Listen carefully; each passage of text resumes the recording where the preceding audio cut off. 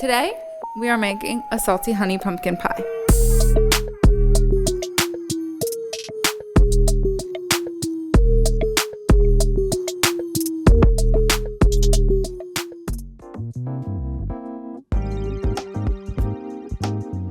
It is a mashup of two of the great pies of the world, pumpkin and chess pie. If you've ever had a chess pie, it's basically like a sweet sugar custard. And in the case of this recipe, we're using honey instead of sugar. It's glassy and slippery and very sweet and salty and delicious. And then I mash that up with the pumpkin pie, and what you have is, in my opinion, something that's greater than the sum of its parts. What do you think,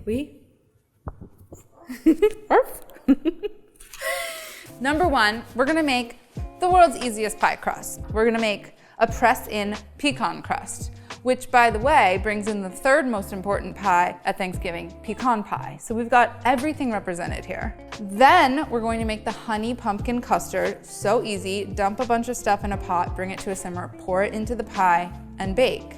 And then it's going to chill and set, and we're gonna top it with whipped cream and have ourselves a salty honey pumpkin pie. So we're using the food processor because it's the most efficient tool for the job. 2.5 cups pecans. Split.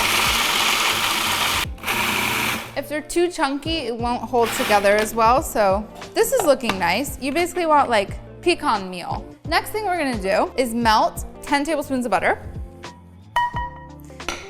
8 of them are gonna go into the custard, and 2 of them are gonna go into the crust, but we're gonna melt it all together. To the ground pecans, we're adding 3 tablespoons of sugar, 1/2 teaspoon of ground cinnamon, 1 teaspoon of ground cardamom, 3/4 teaspoon of salt, and we're gonna blitz that for a sec.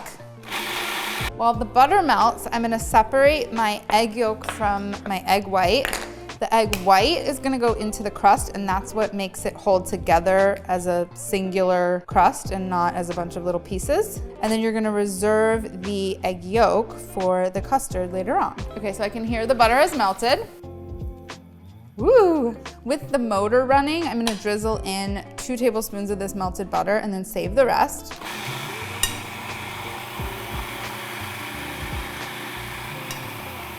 Ow! Ow! And then I'm adding the egg white right in. A couple more pulses just to incorporate. You can use a spatula to scrape down the sides a little bit, but it'll start to form more of a dough-like consistency. That's literally all it is to make the crust. Put some stuff in a thing, blitz it around, press it into a crust. So simple. Okay, so I'm brushing the pie plate with melted butter so that we get a really nice clean slice release later on. And then I'm just taking all of the pecan dough, and then I'm gonna show you a cool little technique to help you spread the pie crust out evenly so that it's got like a nice even crust at the bottom.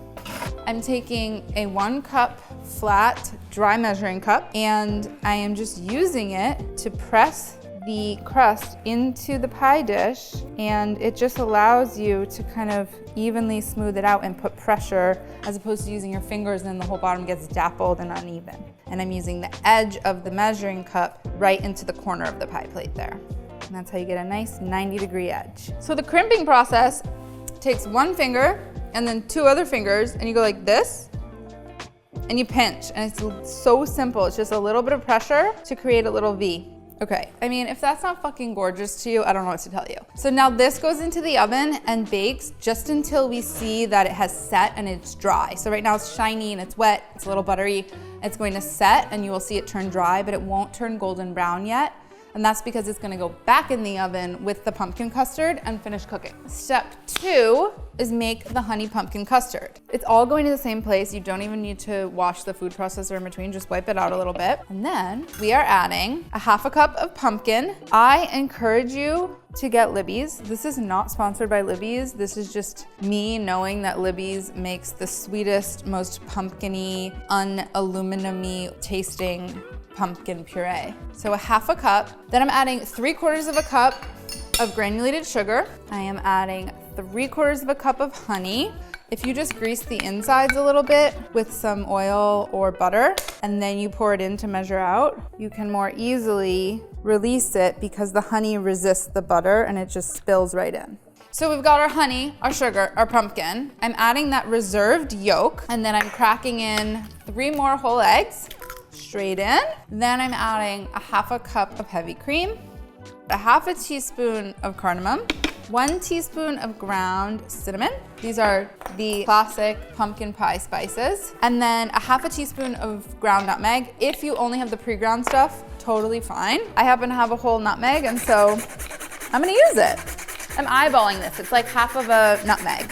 We're adding 1 tablespoon of cornmeal, and that's just gonna help create a little bit of texture. 1 teaspoon of salt, and all of the remaining melted butter. So that's 8 tablespoons because we put 2 tablespoons in the crust.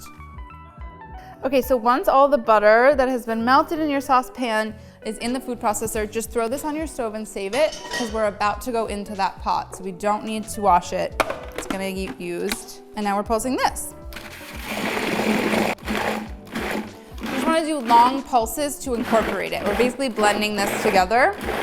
Once it's homogeneous, like so, we are taking a little piece of ginger and a microplane, and I'm not peeling my ginger because I don't think you need to. And I'm grating about 2 teaspoons worth of fresh ginger right into the custard. I'm eyeballing this because I know what 2 teaspoons look like, but you could also do this on your cutting board and then pack it into a teaspoon measure.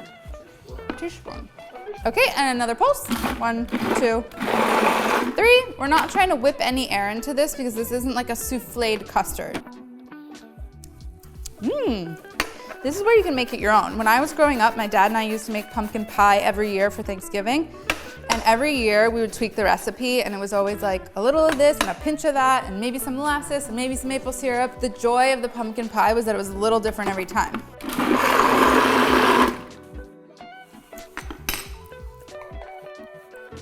So the custard is going over to the stove.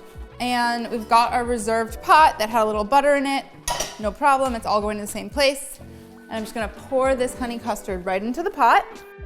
Okay, let's take a look at the pie crust and see how she's doing. It was once really dark and shiny, and it's now not as dark and more matte. I'm gonna give it like 1 or 2 more minutes because there's like a few little spots that I can see are still a little raw, but that's what we're looking for. Okay, so look, that is a perfectly dry, perfectly set pecan crust.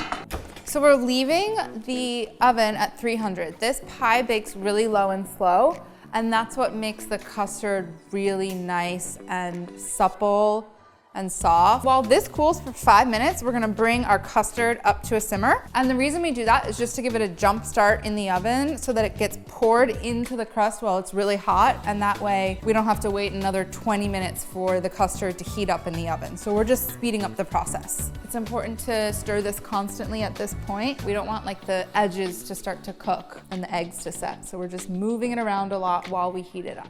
This is a good moment for a whisk because it allows you to just keep things moving constantly. So we're whisking, we're whisking, we're whisking. So we have steaming hot custard, and I'm just gonna go ahead and pour it into the now slightly cooled 5 minutes off out of the oven crust. So depending on how deep your pie dish is, you may not need all of the custard. If you have a deep dish pie dish, you'll probably use all of it. If you're using a standard size, you might have a little left over. Better to be safe than sorry, so the recipe makes slightly more than you may need, but just fill it as much as you're comfortable with in terms of being able to transfer it to the oven carefully. And now we go back into the oven, 300, for somewhere between 30 and 40 minutes. Every oven's different, so you're gonna keep an eye on things. Ultimately, it's gonna look like Jell-O. So pie's in the oven. After it comes out of the oven, it's going to chill. So it takes a minute, but you can make this the day in advance and just let it chill overnight. You can keep it in the fridge. And then when you are ready, you're just gonna whip up some cream. And I'm gonna do this by hand because I don't think it's worth busting out an electric mixer or a stand mixer and the blades and all the stuff. It's very easy to whip cream by hand. Best way to do this is to put it over a damp rag, and it'll just make like a little seat for it, and that way it doesn't move. Look at that gorgeous babe. It is so glassy and glossy. My cute little pie plate. Let's make a slice.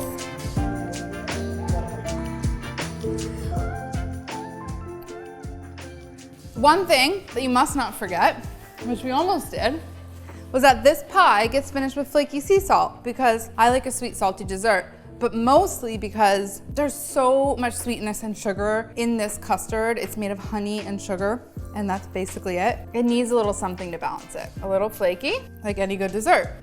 Shall we? The cream is crucial, so make sure you get a little cream in every bite because it helps cut through the sweetness of the custard. So good. Like so velvety. It's simply the best. This is better than pumpkin pie. Like, I'm sorry. It's just so fucking good. But anybody like some? Whoa. Oh my God, It is? gluten-free. Wait, this is my first ever gluten-free recipe. Like baked good. My first gluten-free baked good. So this is now the best ever pumpkin pie that just happens to be gluten-free because we just realized that. And that's how you know it's good, is that I didn't develop this being like, oh, gotta make a gluten-free version of something, hope it tastes good. I developed this being like, gotta make a bomb pumpkin pie, and then I was like, oh my gosh, it's gluten-free. That's a win for everyone.